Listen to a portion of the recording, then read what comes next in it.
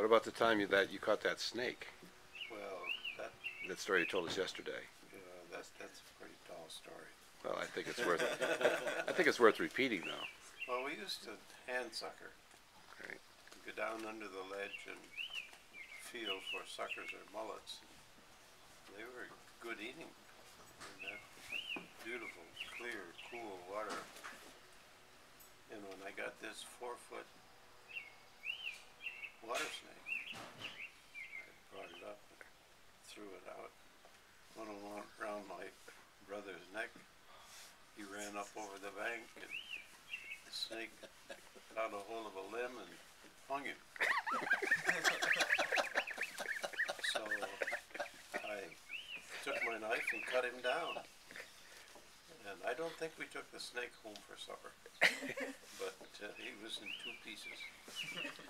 So that's about all there was to that.